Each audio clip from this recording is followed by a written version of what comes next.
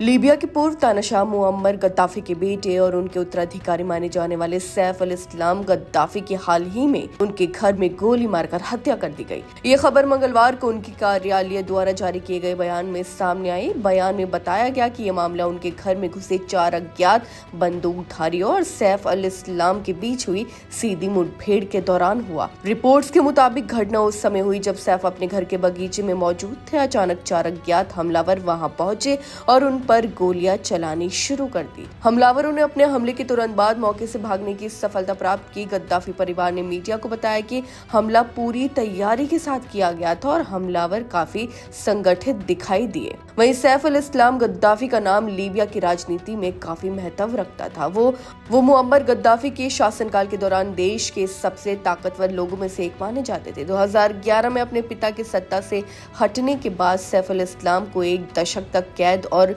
गुमनामी में रहना पड़ा। जी हां, लंबे समय तक सार्वजनिक जीवन से दूर रहने के बाद उन्होंने राष्ट्रपति पद के लिए दावेदारी पेश की थी। हालांकि उन्हें कोई आधिकारिक राजनीतिक पद नहीं मिला, लेकिन उनकी राजनीतिक छवि और प्रभाव काफी मजबूत माना जाता था। इस हत्या की खबर ने न केवल लीबिया बल्कि पूरी दुनिया में हलचल मचा दी है। राजनीतिक विश्लेषकों का कहना है कि सैफ की हत्या से देश में राजनीतिक तनाव बढ़ सकता है, क्योंकि वो हाल ही में एक बार फिर सियासी रूप से सक्रिय होने की कोशिश कर रहे थे। उनकी हत्या उस समय हुई है जब देश लोकतांत्रिक प्रक्रिया और चुनावों के बीच तैयार हो रहा था। वहीं लीबिया के तिल्स प्रदेश में सैफ का रसूख कभी उनके पिता के बराबर था। गद्दाफी परिवार के अनुसार सैफ अल इस्लाम की ये हत्या कई महत्वपूर्ण सवाल खड़े करती है। अब सवाल ये भी है कि आखिर उनके पीछे कौन था और उनके राजनीतिक भविष्य को समाप्त करने के लिए ये हमला क्यों किया गया। यह हमला राजनीतिक अस्थिरता और सुरक्षा चिंताओं को भी बढ़ा सकता है, क्योंकि सैफ गद्दाफी ने देश में लंबे समय तक प्रभावशाली भूमिका निभाई थी। वहीं सैफ के कैद और गुमनामी से बाहर आने के बाद उनकी वापसी राजनीतिक हलकों में कई तरह की चर्चाओं का विषय बनी। उनके समर्थक उन्हें देश के लिए एक सक्षम नेता मानते थे, जबकि विरोधियों ने उनके पिता के शासनकाल और उनके कदमों को लेकर आलोचना की।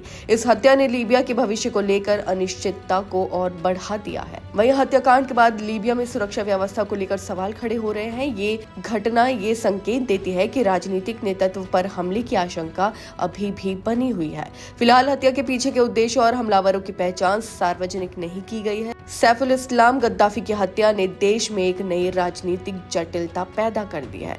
वहीं एक्सपर्ट्स का मानना है कि सैफ के नेतृत्व में संभावित राजनीतिक गतिविधियां और चुनावी दावेदारी अब और चुनौतीपूर्ण हो सकती है। उनका इस तरह से निधन लीबिया की राजनीति में नए समीकरणों को जन्म दे सकता है और सत्ता संघर्ष को और उभार सकता है।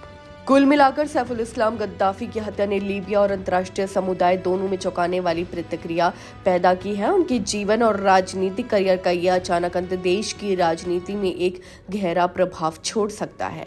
आपकी इस बारे में क्या राय है, हमें कमेंट करके जरूर बताएं। फिलहाल इस खबर में बस इतना ही और ऐसी ही तमाम खबरों को देखने के लिए देखते रहिए भारत एक्सप्रेस।